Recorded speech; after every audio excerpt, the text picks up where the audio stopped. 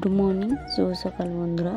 তো এখন আমি খেতে বসে গেছি, সকালবেলায় ব্রেকফাস্ট করছি আর কি। তো কালকে ছিলাম একাদশী উপবাস, তো আজকে হলো পারণ। তো পারণ মানে 3 দিন থেকে ভাত টাত কোনো কিছু খাইনি। তো দেখো আজকে মুড়ি আর আলু ভাজা করেছি তোমার ছোলা দিয়ে। তো ভেবেছিলাম ভাত করব, কিন্তু অত সকালে ভাতটা করানো উচিত না, কারণ কেউ খাবে না। তাই এখনই মানে আলু ভাজা আর মুড়ি খাচ্ছি। আর যখনই আমরা উপবাস থাকি না কেন, মানে পালন করার পর আমরা আলু ভাজা আর মুড়িটাই বেশি খাই, মানে ওটাই ভালো লাগে আর ওটাই প্রিয়, তাই এখন খাচ্ছি আমরা। Hello guys, welcome back to my channel Jharna blog. তোমরা কেমন আছো? আশা করি তোমরা সব ভালো আছো। আমি তো ভীষণ ভালো আছি। তো অনেকক্ষণ পর দেখো চলে এলাম। তো এখন রান্না চাপিয়ে দিয়েছি, আসবার টাইমই হচ্ছিল না আমার। আজকে প্রচণ্ড গরম, যখন ঘেমে গেছি। তো গরমে তাড়াতাড়ি রান্না করছি এই যে।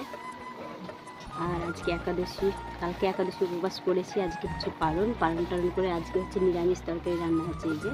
তো ওখান থেকে ভাবছি যে ক্যামেরার সামনে আসবো, আশাই হচ্ছে না। তো এখন চলে এলাম। দেখো মুখটা দেখে মনে হচ্ছে ভয় লাগছে না। তো এই যে চামড়াটা কেমন হয়ে গেছে দেখো, কালো মনে হচ্ছে, পুড়িয়ে গেছে। এটা কিন্তু আমার রঙই নয়, কেন জানি না এটা এরকম হয়ে গেল। এই সেন্টারে দিশা গেছে স্কুলে, তো আমাকে মা বললো রান্না চাপাতি চাপিয়ে দিয়েছে। এখানে দেখো মুগের ডালে বেগুন দিয়ে হবে, আর ডুমুর ভাজতে বলেছে মা। এই যে ডুমুর ভাজতে বলেছে, আর বেগুন ভাজবো, এই যে বেগুনগুলো। আর এগুলো আমাদের নিরামিষ, আর আমিষও আছে, মাছও আছে, মাংসও আছে। তো ওগুলো আমার দাদা দিশা ওদের জন্য আমিষগুলো। তো এগুলো নিরামিষ আগে করে নিচ্ছি। এই যে ভাতটা নেড়ে নিই, ভাতটা হয়ে গেছে, নামিয়ে নেব। ডালটাও সিদ্ধ হয়ে গেছে। তো বন্ধুরা কি করতে বসে গেছি দেখো, তোমরা দেখেই বুঝে যাচ্ছ যে আজকে মানে চিপস করব, শুকাতে দেবো আর কি। তো ভাত আমার 11:30টার মধ্যে কমপ্লিট হয়ে গেছিলো। আর আজকে প্রচণ্ড রৌদ্র দেখে দেখো, এখানে 4 কেজি আলু মানে কেটেছি, ছোটো ছোটো করে কেটেছি জিরি করে।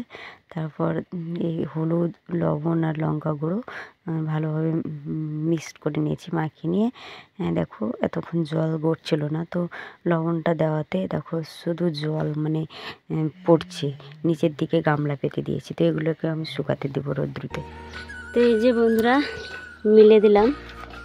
আরও পাতলা করে দিতে হতো, একটা বড় জায়গা এনে দিতে হতো, কিন্তু কোনো জায়গায় পাচ্ছি না খুঁজে। একটা দেখো বস্তা এনেছি, আর এখানে চালু নেই, দিয়ে দিলাম। তার একটু পর আসবো, এসে আবার পাতলা করে দেব। এই যে দেখো শুকোতে দিলাম, এখন শুকোক, আজকে প্রচণ্ড রৌদ্র। তো রান্না বান্না করে খাওয়া দাওয়ার পর তো আসিনি, তো দেখো এখন চলে এসেছি। আর এই যে সোনিকে দেখো বেঁধে রেখেছি, কারণ ওর খুব উৎপাত, জানো তো, খুব দুষ্টুমি করে। ওকে ছেড়ে দিলেই ঘরে চলে যাবে, তারপর ঘরের যত প্রসাদ আছে, ভগবান সেবা দিয়েছি, সেগুলো খেয়ে নেয়। তাই ওকে বেঁধে দিয়েছি। তো একটুকু বাচ্চা বেঁধে দিয়েছি, মায়াও লাগছে, তবু বাঁধতে হচ্ছে। আর এদিকে দেখো ওর মা মহামায়া, ওকে তো চেনো তোমরা, ও তো অনেক বড়, এখন মা হয়ে গেছে মহামায়া। ওকে তো বেঁধে রাখি যতদিন শুনি হয়েছে আর কি। দেখো আমাদের গাছের ছুটিগুলো দেখো অনেকটা বড় হয়ে গেছে। দেখো সেদিনকে দেখালাম একটু ছোট ছোট, আর আজকে দেখো অনেক বড় হয়ে গেছে। দেখো। আর বন্ধুরা যে দেখতে পাচ্ছ বেগুন গাছগুলোতে এখন আর একটু বেগুন হয় না, দেখো অল্প অল্প আছে, একদমই কমই বলতে পারো। প্রথম ভীষণ বেগুন হচ্ছিল, মানে তরকারি করতে সুবিধা হচ্ছিল আর কি। আর বাড়িতে সবজি গাছ থাকাও ভালো। আর এই যে এখানে আমার মা ফুলের গাছ লাগিয়েছে, ফুলগুলো দেখো কেবল ফুটছে। তো এই ফুলগুলো মানে ছাদে লাগালে বেশি ভালো লাগে, সুন্দর লাগে দেখতে। তো মা এখানে লাগিয়ে দিয়েছে। সত্যি কথা বলতে পুজো দেওয়ার জন্য, আরও পুজো দিচ্ছি, কোনো দিন ফুল পাচ্ছি না, তাই লাগিয়েছে। তো এই যে এখন দেখলে দুটো ফুল, হলুদ গাঁদা ফুল। তো এই দুটো ফুল মানে আমি ভিডিও করেছি 2 দিন হয়ে গেল। তো আজকে একটা বাচ্চা মেয়ে একটা ফুল কেটে নিয়েছে কাঁচিতে। তো ভীষণ কষ্ট হয়েছিল জানো তো। এই যে দুটো দেখছো, তো এই দুটোর মধ্যে একটা। তো সত্যি কথা বলতে বাড়িতে ফুলের গাছ থাকলে না ভীষণ ভালো লাগে, বাড়িটা ভরা ভরা লাগে না?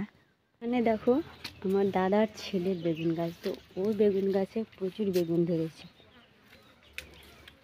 তো এবার চলো আমার মেয়েকে নিয়ে দুটো রিলস বানায়, ওকে বলি, ও আবার শুনতে চায় না। প্রত্যেক দিন বলছি রিলস বানা, প্রথম প্রথম খুব আগ্রহ ছিল, এখন আর আগ্রহটা নেই, তাই রিলস বানায় না। আর আমাদের এই কুল্লোটা যে কবে হবে তো ভগবান জানে। দেখো এখনও কমপ্লিট হয়নি, করছেই না ঠিক। তো চলো মেয়েকে বলি রিলস বানাতে। তো এখন আমরা এসেছি ছাদের উপর, দিশা রিলস বানাবে তাই। আর দিশাকে না রিলস বানাতে আমাকে না এতটা তেলাতে হচ্ছে কি বলবো। দেখো তেল দিয়ে এখন ওকে রিলস বানাতে আনলাম। এই যে আমাদের দিশামণি। তো এখন রিলস বানাবে, তারপর আবার নিচে নেমে যাব। এখন ছাদের উপরে দেখো নাচ করছে এখন। আর আমি বন্ধুরা আজকে এই শাড়ি পরেছি, কেমন লাগছে? কারণ সব নাইটিগুলো সার্পে দিয়েছি, তাই এখন আমি শাড়ি পরলাম। দুটো রিলস বানাবে, তারপর নিচে চলে যাবো, অনেক কাজ বাজ আছে জানো তো। দিশাকে কেমন লাগছে কিন্তু দেখবে তোমরা, হ্যাঁ কেউ দেখো না, একটু ভাইরাল করে দাও দিশার ডান্স। দিশা কেমন সেজেছে বলবে তোমরা কমেন্টে অবশ্যই, ভালো না খারাপ। তো দিশা এখন ডান্স করছে ডিজে ওয়ালা গানে।